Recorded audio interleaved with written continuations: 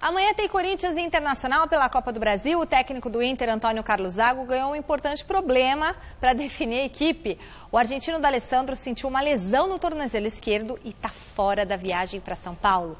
O zagueiro Vítor Cuesta falou da expectativa para o confronto contra o Timão. Creo que Inter sale a buscar los partidos en cualquier estadio, tanto de local o visitante. Creo que fue un lindo partido el que se jugó acá de los dos equipos. Entonces puede ser que se juegue de la misma manera ya. Obviamente que nosotros precisamos de un gol, pero estamos tranquilos porque las situaciones las estamos creando, entonces falta tratar de terminar mejor la jugada.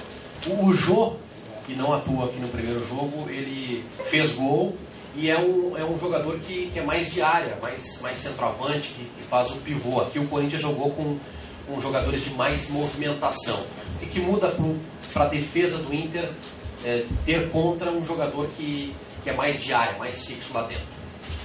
Un jugador importante, lo pude enfrentar en Argentina, Copa Libertadores, con Arsenal.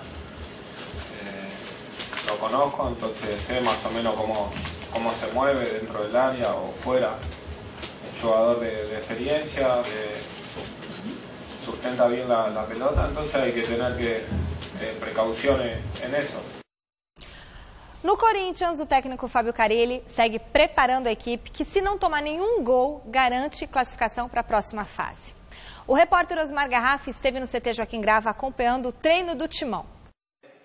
É isso, Michele. Agora há pouco, aqui no CT Dr. Joaquim Grava, o técnico Fábio Carille comandou a última atividade e praticamente já confirmou o time que enfrenta o Internacional amanhã na Arena Itaquera, 21h45, pela sequência da Copa do Brasil. Vale lembrar que Corinthians e Inter jogaram a semana passada em Porto Alegre. O Corinthians trouxe para a capital um bom resultado, empate em 1-1. Ou seja, empate em 0-0 amanhã contra o Colorado Gaúcho. O Corinthians avança à próxima fase. Um novo empate em 1-1, a decisão da vaga será nos pênaltis. E empate com 2 ou mais gols, aí o Internacional é quem fica com a vaga. E claro, obviamente, a equipe que vencer também avança na competição. A boa notícia para a torcida do Corinthians que nós observamos hoje à tarde foi a presença de Jadson conversando com o técnico Fábio Carille junto aos titulares, até porque os titulares tiveram uma atividade bem leve e moderada em função do Corinthians ter enfrentado o São Paulo no último domingo e ter um jogo decisivo nessa quarta-feira. E tudo indica que o Jadson, que deixou o campo no último domingo contra o São Paulo contundido, está recuperado e deve ser titular no meio-campo corintiano. Rodriguinho concedeu entrevista coletiva e falou da importância de poder contar com Jadson no meio-campo do Timão. Primeiro, o entrosamento que a gente tem, né?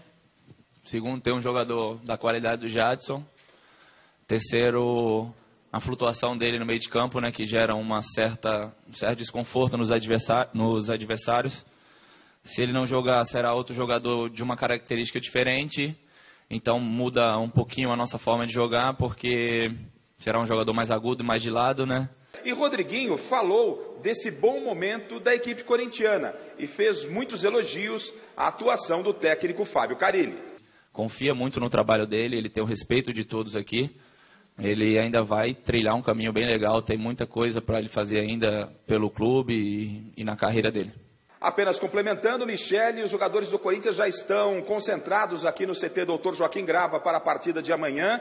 E olha, teremos casa cheia, hein? Pelo menos na venda antecipada, ela foi muito boa. Até o final dessa tarde, cerca de 25 mil ingressos antecipados para Corinthians e Internacional e também para o clássico contra o São Paulo. A venda antecipada é muito boa, já estamos na casa dos 27 mil ingressos. O Corinthians não está oficialmente escalado, mas Jadson deve retornar à equipe. E aí o Corinthians ficaria com a equipe do último final de semana, com Cássio no gol, Fagner, Pablo, Balbuena e Guilherme Arana. No meio-campo, Gabriel, Maicon, Rodriguinho e Jadson. Na frente, Romero e Jô. Do CT Dr. Joaquim Grava, Osmar Garrafa, para o Gazeta Esportiva.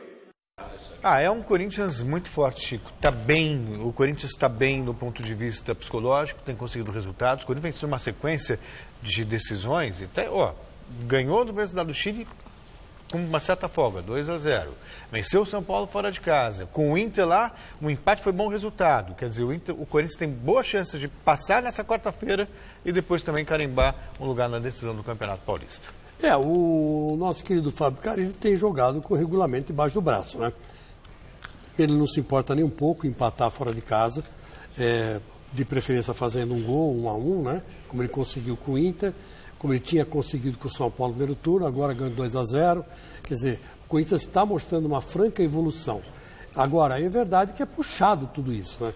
Ainda bem que depois dessa decisão aí de domingo, se o Corinthians passar pelo Internacional e se passar pelo São Paulo, a gente fala se, porque futebol é fogo, não dá nunca para se apostar com 100% Não dá. Fechar 100% em cima, porque sempre dá um... É uma caixinha de surpresa. É uma caixinha de surpresa. Ao imponderável. Como diria o Juari Soares, né? Profundo. É uma caixinha de surpresa. Então, o que acontece é o seguinte, acontece que, se correr tudo certo, aí o Corinthians vai poder descansar um pouco, porque aí está na metade da maratona de eliminatórias, né? Que depois vem a Laú, né? No outro, aí depois vem a final do campeonato, se passar pelo São Paulo, a final do Campeonato Paulista, aí depois volta a Copa do Brasil. Quer dizer, é uma maratona impressionante, e o Carilli está sabendo disputar essa maratona. De mata-matas, né? De mata-mata. E para começo de tudo, a hora que acabar todos os mata-matas, começa o Campeonato Brasileiro. Então aí que você não pode perder. Aí que começa. Mas você não pode perder. Mas a performance do Carilli não me surpreende, não. Eu achava que ele era o nome ideal já no ano passado. Tá? Prende dando cabeçada a diretoria, mas acertou quando efetivou agora.